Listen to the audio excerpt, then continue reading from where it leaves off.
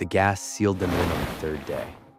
Not with violence, not with chains, with the quiet hiss of a chemical compound that had never been tested on human beings.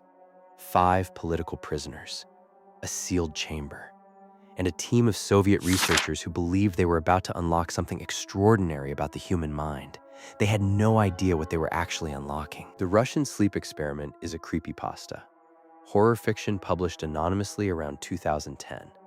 But calling it fiction misses the point entirely, because the story does not derive its power from monsters or supernatural forces.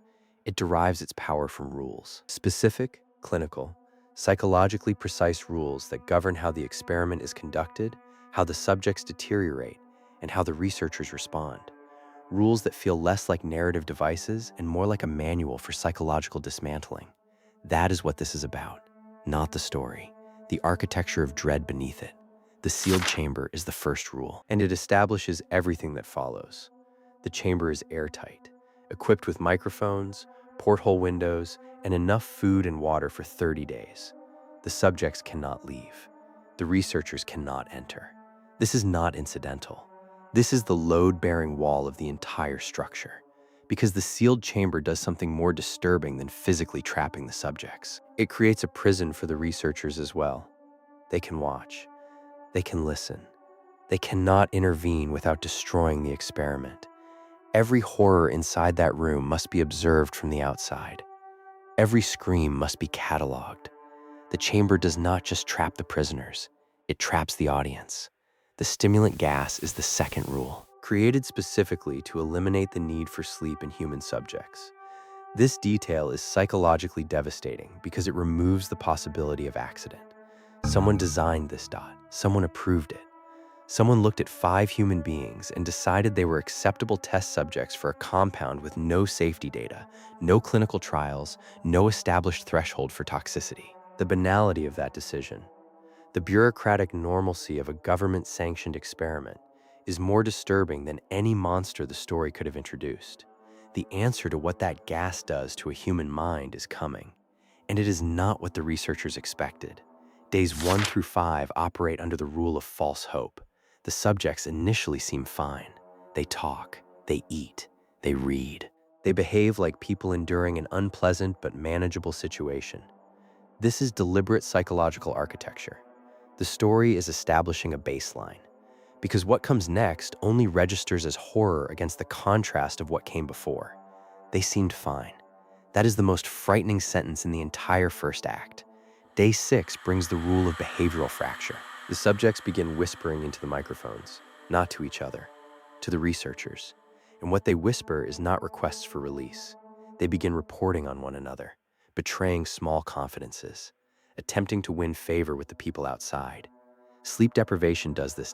This is not science fiction. Documented research confirms that extended sleep deprivation produces paranoia, social dissolution, and a collapse of the moral frameworks that govern human behavior.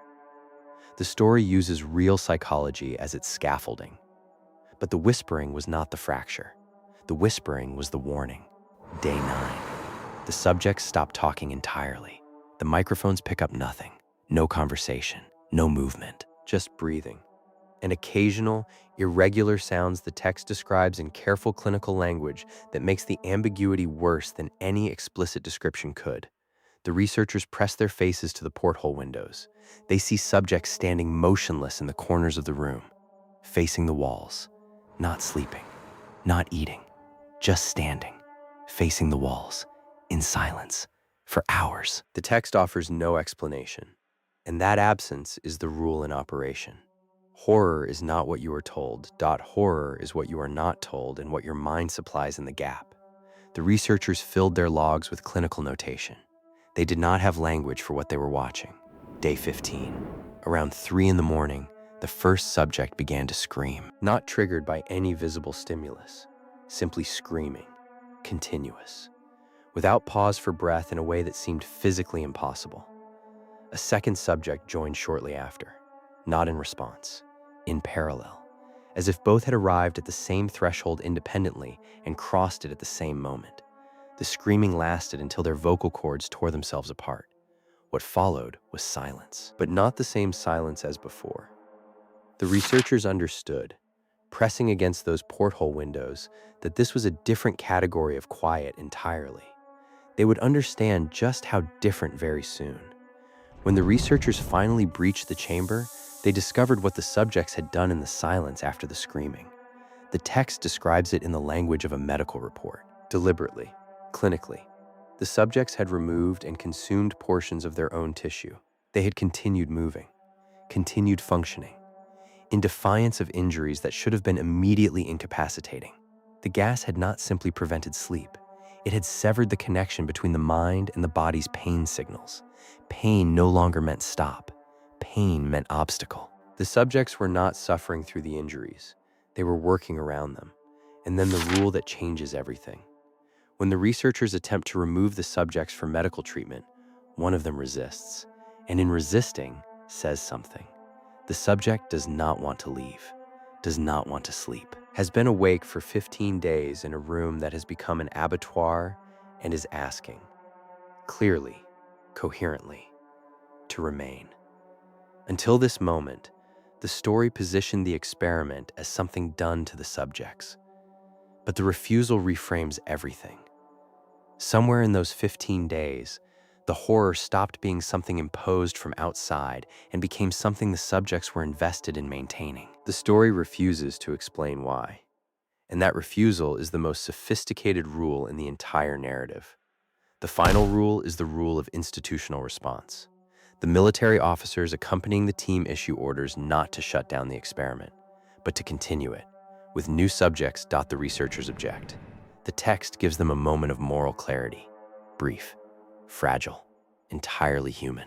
And then it shows what happens to that clarity when it meets institutional authority with access to firearms.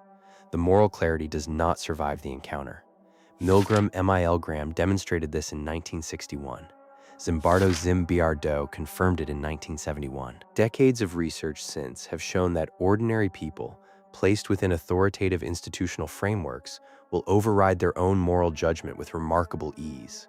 The story does not ask you to believe in monsters.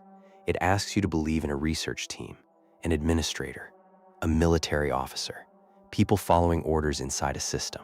That is the experiment's deepest horror. It was always about the researchers. The story ends with a dying subject asking the most present researcher if he knows what he is. The researcher does not answer. The text ends. The question is not unanswerable.